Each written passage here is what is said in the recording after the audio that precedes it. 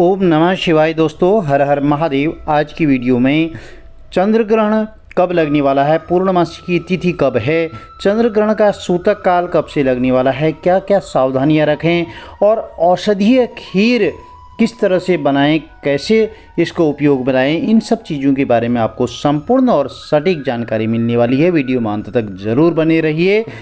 यदि आप पहली बार आए हैं चैनल पर तो चैनल को लाइक शेयर सब्सक्राइब जरूर करें, साथ में बेल आइकन अवश्य प्रेस कर दें जिससे आने वाली वीडियोज़ की नोटिफिकेशन आपको ठीक समय पर मिल सके। भारत में 28 अक्टूबर की रात्रि चंद्र ग्रहण लगने वाला है। चंद्र ग्रहण 28 अक्टूबर की रात्रि 11:30 पर प्रारंभ हो जाएगा और इसका समापन देर रात्रि 3:56 पर होगा। चंद्र ग्रहण का 1:05 पर स्पर्श काल और रात्रि 1:44 पर मध्यकाल रहेगा और इसका मोक्ष काल रात्रि 2:24 पर रहेगा। भारत में 28 अक्टूबर को यानी कल चंद्र ग्रहण लगने वाला है। चंद्र ग्रहण देश के समस्त राज्यों में दिखाई देगा। वैसे तो चंद्र ग्रहण एक खगोलीय घटना है, लेकिन ज्योतिष शास्त्र की बात करें तो चंद्र ग्रहण 30 साल बाद शरद पूर्णिमा के दिन लग रहा है। और भारत में चंद्र ग्रहण का सूतक काल कितने बजे आरंभ होगा यह भी जान लेते हैं। चंद्र ग्रहण 28 अक्टूबर की रात्रि 11:30 पर आरंभ होगा और ग्रहण कुल मिलाकर 4 घंटे 24 मिनट की अवधि पर रहेगा। अब जानते हैं भारत सहित देश के किन किन क्षेत्रों में यह ग्रहण दिखाई देगा। शनिवार 28 अक्टूबर को लगने वाला खंडग्रास चंद्र ग्रहण भारत के अलावा ऑस्ट्रेलिया, उत्तरी प्रशांत महासागर, रूस के पूर्वी भाग में भी दिखाई देगा। चंद्रोदय के समय ग्रहण का अंत ब्राज़ील के पूर्वी भाग में और कनाडा, उत्तर और दक्षिण अटलांटिक महासागर में भी दिखाई देगा। चंद्र ग्रहण के ठीक 9 घंटे पहले का समय सूतक काल लग जाता है, जिसमें कई शुभ और मांगलिक कार्य वर्जित माने जाते हैं। इस चंद्र ग्रहण का सूतक काल 28 अक्टूबर को शाम 4:05 पर आरंभ हो जाएगा। इस अवधि में मंदिरों के कपाट भी बंद रहते हैं। सूतक काल में भगवान की पूजा या उनकी प्रतिमाओं को स्पर्श नहीं करना चाहिए। चंद्र ग्रहण का जान लेते हैं कौन कौन सी राशियों पर विशेष असर रहने वाला है। चंद्र ग्रहण मेष राशि में लगने वाला है। ऐसे में ग्रहण का अच्छा बुरा दूसरी राशियों के जातकों पर भी शुभ अशुभ फल देखने को मिलेगा। इस चंद्र ग्रहण से मिथुन, कन्या और कुंभ राशि के जातकों को बहुत ही लाभ होने वाला है। उनके जीवन की जीने की दशा और दिशा में भी बदलाव हो सकता है। तो वहीं वृषभ, तुला, वृश्चिक और मीन राशि वालों को थोड़ा सावधान रहना होगा। हो सकता है उनके मन मुताबिक फल न मिल सके। चंद्र ग्रहण का सूतक काल आरंभ होने के बाद मंदिर में पूजा पाठ नहीं करनी चाहिए। देवी देवता की प्रतिमाओं को स्पर्श नहीं करना चाहिए। सूतक काल लगने के बाद घर में भोजन नहीं बनाएं, बल्कि सूतक काल से पहले घर में रखे भोजन में तुलसी के पत्ते जरूर डाल दें। चंद्र ग्रहण की अवधि में भोजन ग्रहण नहीं करना चाहिए। इस दौरान क्रोध नहीं करें। चंद्र ग्रहण का प्रभाव अगले 15 दिनों तक विशेष तौर पर रह सकता है। चंद्र ग्रहण के दौरान किसी भी सुनसान जगह पर नहीं जाना चाहिए। शमशान भूमि के पास भी नहीं जाना चाहिए। इस दौरान नकारात्मक शक्तियाँ होती हैं, वह बहुत ज़्यादा प्रभावी रहती हैं। सूतक काल आरंभ होने के बाद नए या शुभ काम की शुरुआत नहीं करनी चाहिए।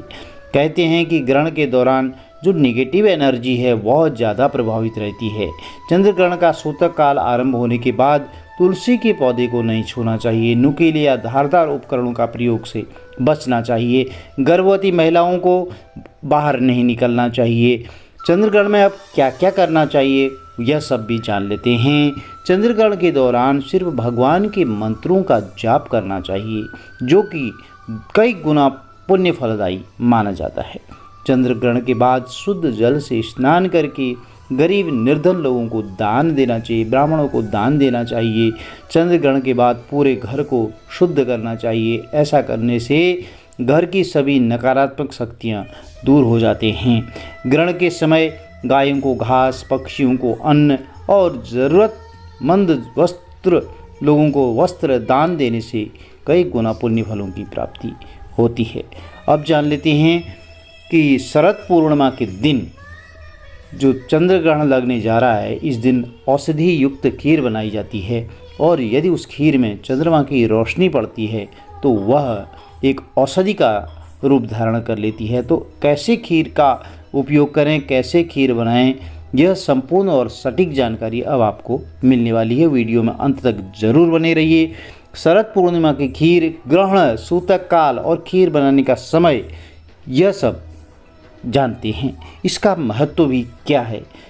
शरद पूर्णिमा की तिथि प्रारंभ जो है 28 अक्टूबर की शनिवार की प्रातः 4:18 पर आरंभ हो जाएगी और शरद पूर्णिमा की तिथि का समापन 29 अक्टूबर को रविवार रात्रि 1:53 पर होगा।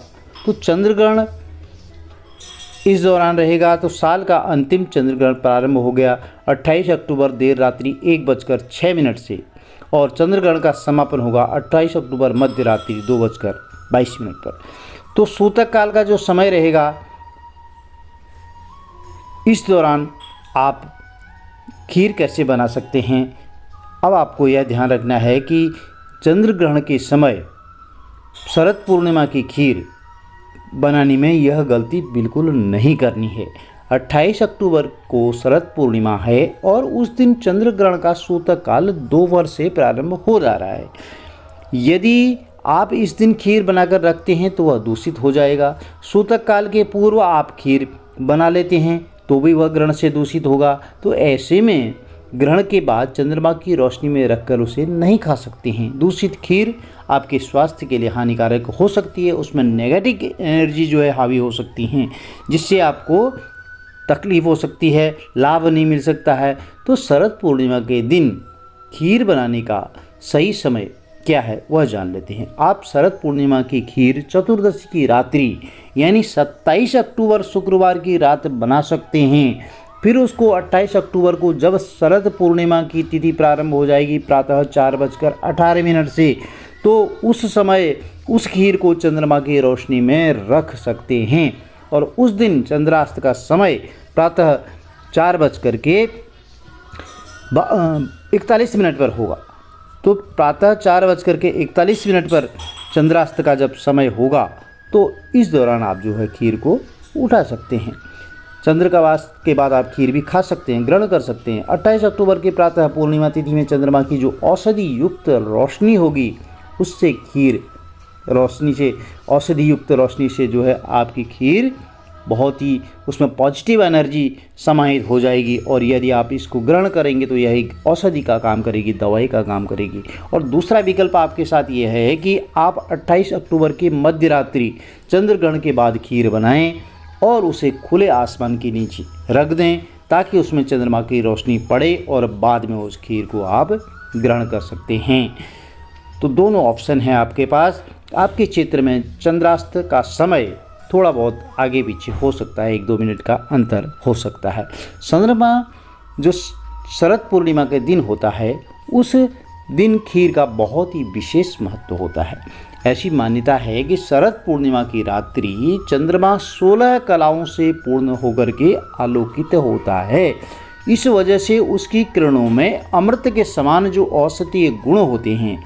जब हम शरद पूर्णिमा की रात खीर को खुले आसमान के नीचे रखते हैं तो उसमें औषधीय गुणों वाला वह प्रभावी तत्व आ जाता है और खीर की सामग्री इसमें दूध, चावल, चीनी तीनों ही चंद्रमा से जुड़ी होती हैं और इसके सेवन से स्वास्थ्य लाभ अवश्य होता है, क्योंकि यह जो सामग्री है, खीर है, यह चंद्रमा के लिए होती है। चावल हैं, सफ़ेद चीज़ें, यह चंद्रमा से संबंधित होती है। चीनी होती है, यह भी चंद्रमा से संबंधित होती है। यदि कुंडली में आपकी चंद्र दोष है तो इन चीज़ों का आप दान भी कर सकते हैं और इस दिन खीर बना करके सेवन भी कर सकते हैं, खीर का दान भी कर सकते हैं।